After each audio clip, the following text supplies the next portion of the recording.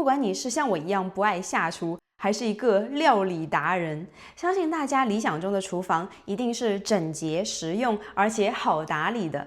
但很多人会遇到这样的问题，就是整理完很快就又乱了，或者买了不少收纳瓶，结果不好用、不耐用。今天呢，我就总结了8个常见的厨房收纳误区，以及实用的调整技巧，希望能帮你打造一个井井有条又好打理的厨房。也欢迎订阅我的频道，获得更多关于精致生活和家居美学的分享。那我们话不多说，现在就进入今天的内容。如果你需要踮脚去购每天会用到的碗盘，备菜的时候要端着砧板小心翼翼地走去厨房另一边倒厨余，那就说明你的收纳动线需要重新规划了。一个基本原则就是按照使用功能和频率来规划物品的收纳区域。碗盘和餐具靠近洗碗机，垃圾桶靠近备菜区，东西更好找，使用起来也会更顺手。第二个重要的分区原则就是上轻下重，常用的比较沉的锅具、电器放在下层，上橱柜放轻量的餐盘、干货等等，取放起来会更安全也更省力。我们的腰部到视线的位置是收纳的黄金空间，所以很多人都会不自觉地把东西都堆在台面上，搅拌机、刀架、食物、纸巾、水瓶等等，这样不仅显乱，尤其是在小厨房里，还会挤压宝贵的备菜空间。而且如果家里爆炒比较多，放在外面的东西，尤其是靠近灶台的，表面很快就会积一层油，需要频繁清洁。所以整理厨房台面的时候，先要好好决定哪些工具、家电是每天用得到，值得天天放在台面上的。偶尔用到的料理机、空气炸锅就可以收到橱柜里，或者干脆收到其他区域，比如储藏室。酱料也是，只在台面上保留最常用的那几样就够了。这样即使你为了美观会换分装瓶，也可以减少灌装和清洁的工作量。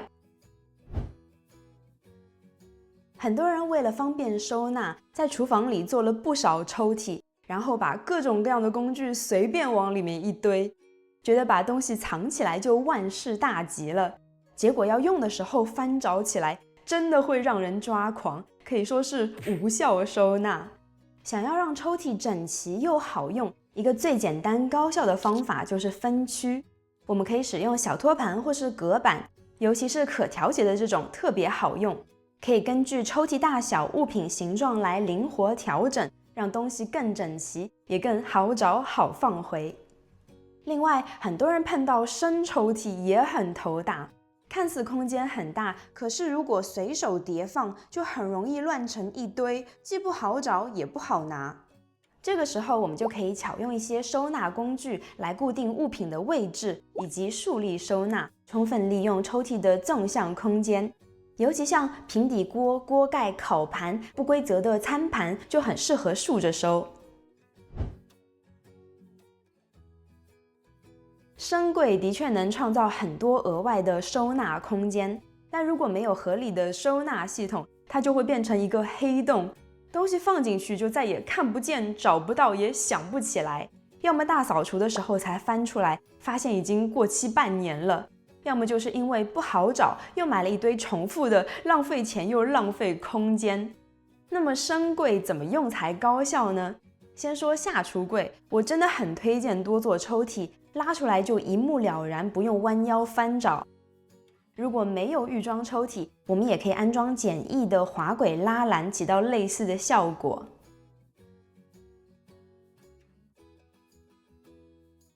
上橱柜的一个好帮手呢，就是转盘。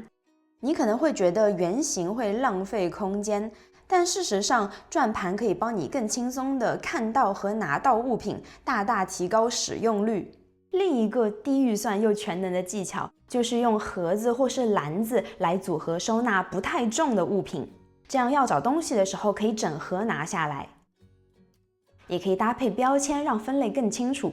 说到标签呢，其实我们不用专门买标签纸或是标签机，这种简单的美纹纸就很好用，撕下来也不会留痕。物品太多，通常才是怎么收都还是乱的罪魁祸首。所以收纳的第一步应该从减少不必要的杂物开始，比如闲置2年的豆浆机、酸奶机、豆芽机，用坏的东西、重复的工具都可以先做一波断舍离。你很可能会发现一下子就整齐不少，甚至收纳空间也变大了。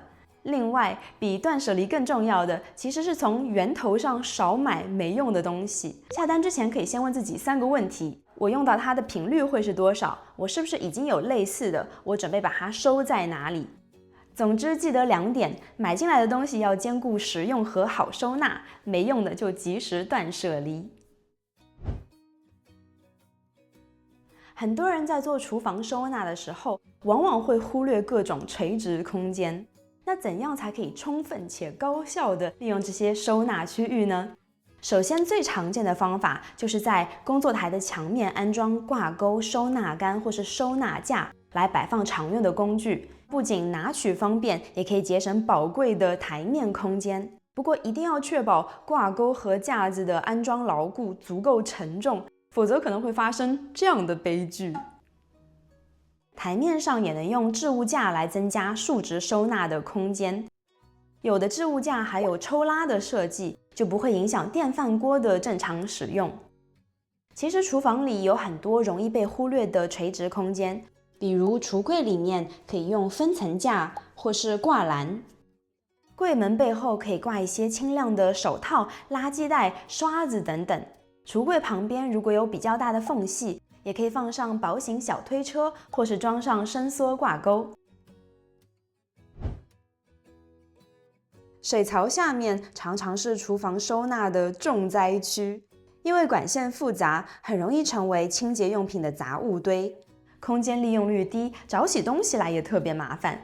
要是装修的时候就预装了隔板和抽屉，当然更省心。但如果没有提前规划，或者你是租屋族，也可以利用小工具，比如分层架、堆叠抽拉式的收纳盒，把柜子的高度分层，充分利用空间。